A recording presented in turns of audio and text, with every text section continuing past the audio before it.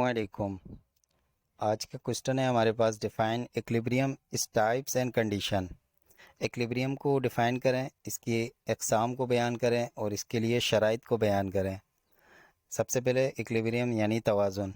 When a body does not possess any acceleration it is said to be in equilibrium.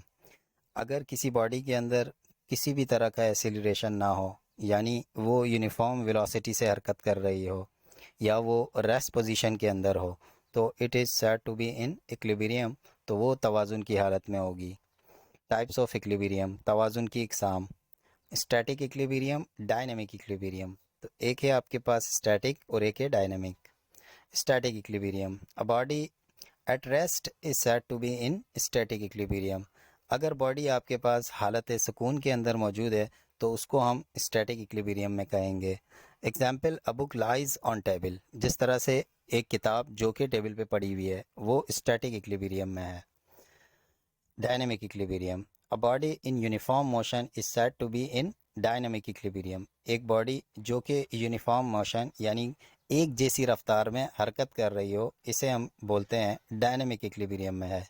मिसाल के तौर पर, jumping of पैराट्रोपर from helicopter. तो जब पैराट्रोपर helicopter से जंप करता है तो वो यूनिफॉर्म वेलोसिटी से एक ही जैसी रफ्तार से नीचे की तरफ मूव करता है, तो वो डायनेमिक इक्विलिब्रियम में होता है। इसके बाद हमारे पास कंडीशन ऑफ इक्विलिब्रियम है, और कंडीशन ऑफ इक्विलिब्रियम के अंदर सबसे पहले हमारे पास there are two conditions of equilibrium. दो कंडीशंस है हमारे पास इक्विलिब्रियम की। The one first condition of equilibrium के अंदर, sum of all forces acting on a body must be equal to zero. किसी बॉडी पे लगने वाली तमाम फोर्सेस का जो सम है, मजमुआ है, वो ज़ीरो के बराबर होना चाहिए। जैसे कि फॉर एग्जांपल किसी बॉडी के ऊपर मुख्तलिफ forces F1, F2, F3 plus Fn यानी नंबर ऑफ फोर्सेस लग रही हैं, तो वो बराबर आनी चाहिए ज़ीरो के।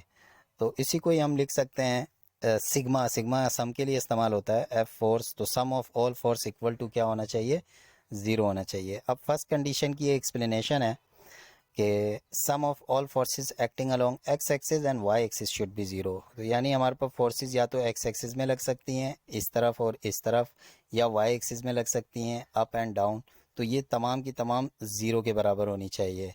तो एक्स एक्सिस के लिए 1x, 2x, 3x, इसको nx इक्वल टू ज़ीरो और sum of x equal to zero कर दें। जस्ट आपने इस वाले के साथ x x x x लगाना है और इधर भी x आ जाएगा, तो ज़ीरो के बराबर। और इसी तरह y के लिए आप x की जगह just y y y y रख दें और यहाँ पर भी y रख दें, तो ये आपके पास first condition of equilibrium complete हो जाएगी। इसी तरह से आपके पास सेकंड कंडीशन ऑफ इक्विलिब्रियम है, sum of all clockwise and anti clockwise torque acting on a body is zero. कि किसी भी बॉडी पर लगने वाला क्लॉकवाइज टॉर्क और एंटी क्लॉकवाइज टॉर्क ज़ीरो, जो पीछे हमने प्रिंसिपल ऑफ मोमेंट के अंदर पढ़ा था। तो क्लॉकवाइज टॉर्क जो कि यूं लग रहा होगा किसी फोर्सेस के ज़रिए, एंटी क्लॉकवाइज टॉर्क जो कि यूं लग रहा होगा, और अगर इनका सम ज़ीरो के बराबर आ जाए तो बॉडी इक्विलिब्रियम में होगी। जैसे कि T1, T2, T3, Tn तक ये तमाम के तमाम का सम किसके बराबर होना चाहिए, ज़ीरो के। तो उम्मीद है कि आपको ये कंडीशन समझ में आ गई होंगी। अस्सलामु अलैकुम।